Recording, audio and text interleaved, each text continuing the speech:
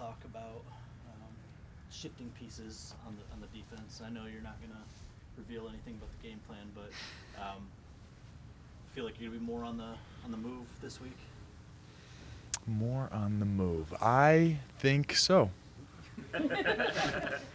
We I don't think it's something I realized just not knowing your college background as well when you got here, but the 3-point stance versus the 2-point stance.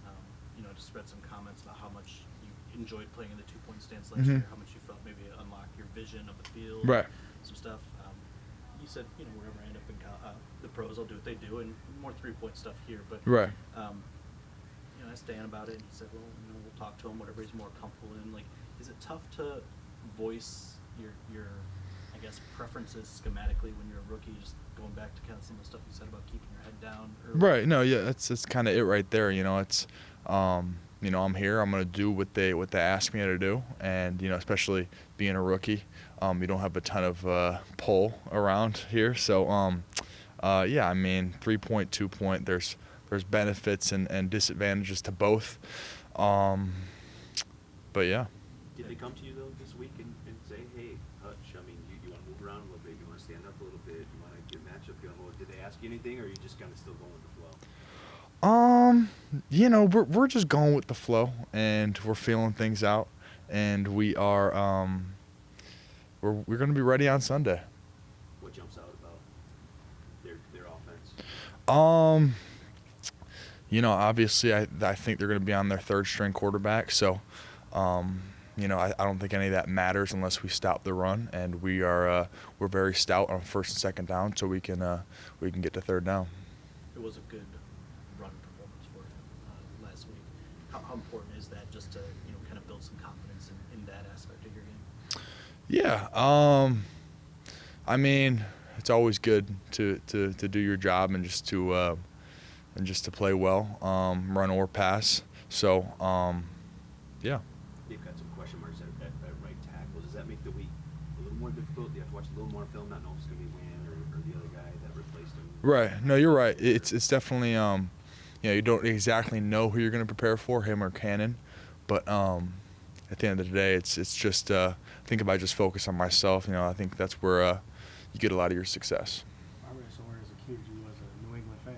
Once you get into the league, how you put that to the side and not think about that though? I know you're far removed from that, but just being a kid. I wasn't much of it. I just like Tom Brady. Every kid loves Tom Brady. So hopefully one of these days I'll get the chance to hit Tom, but we'll see. So yeah, I would say that that Patriots fandom that you referenced is no good. Anticipating, going in there playing in Foxborough, just like what do you first experience of playing there? That's yeah, it's gonna be great. It's gonna be fun, man. Growing up seeing Tom play there in those cold ass games. So hopefully it gets a little cold.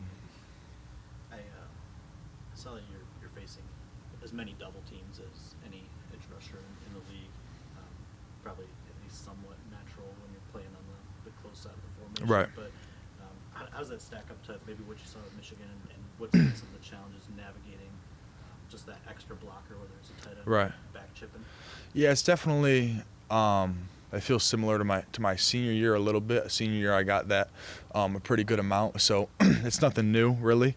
You just gotta be as active as you can, especially when you get that chip. When you get kind of just different scenarios, you got to stay active and not get discouraged by the chip, because that's what they're trying to do. What was Aaron's message to you guys the first defensive meeting this week? Obviously, you've come under a little bit of fire, which is almost Right. weeks as a unit Right. defensively. What was that message from Aaron? In the first meeting, I think in our first meeting, game prep for New England, it was all just focusing on ourselves and simplifying things a little bit. I think we're just getting out of character in these games, and it's just not how we want to play defense, to be quite frankly. And it's got to be better, and that's really that was the message. Just focusing on us, and it doesn't matter who we're going to play. We can get so into our game plan, so into our scheme, but if we don't have our own stuff right, then it's all for nothing. Aaron Glenn said he looked back on his playing days after this a tough week.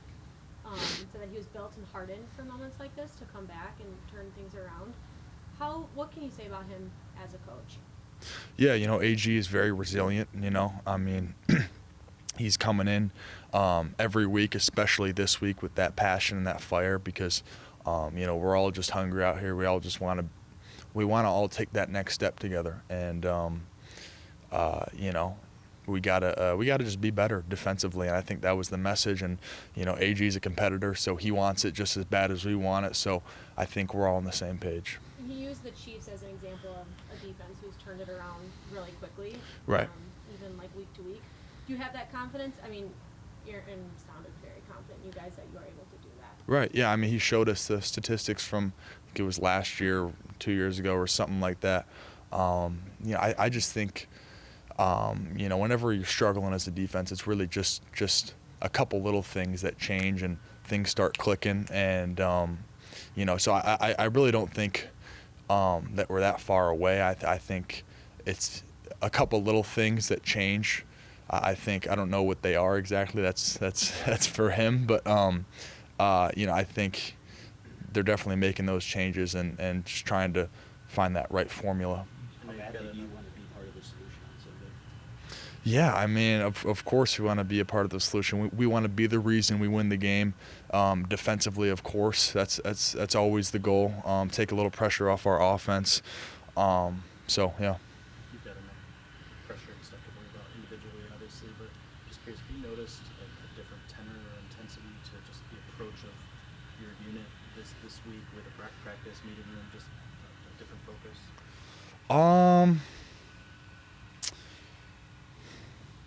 I mean, maybe a little bit. Obviously, when you're losing close games like this, it hurts. And but you got to come in, stay loose, continue to have fun. But when we're on the field and we're it's game time, that's when you really focus and lock in. But we're not too tight around everybody now. We're still keeping the loose demeanor. But when it's go time, all the boys are locked in the walkthroughs and the practices and what we're here for. Just curious, the high school showing this last week. Yeah. Field. Can you just explain how many people were there and I know you saw. You're right. Mentioned on social media just what it meant to you. Yeah, I think there's about 400 Divine Child people there. So it's a lot of support. And I had a couple of my favorite teachers there back from high school, my old Spanish teacher, my old English teacher. So, yeah, it was great. My high school is very supportive of me. And, hopefully they will stay supportive. And I'm super grateful for them. Was that on them or you to set that up? That was on them. I found out a couple days before the game that it was all happening. People don't really tell me things anymore. I'm kind of just in the dark, and then someone will spring something on me. So, but it's I like it that way. So it's all good. It's a good mid-sized concert. It's a lot of people. That's right. I know.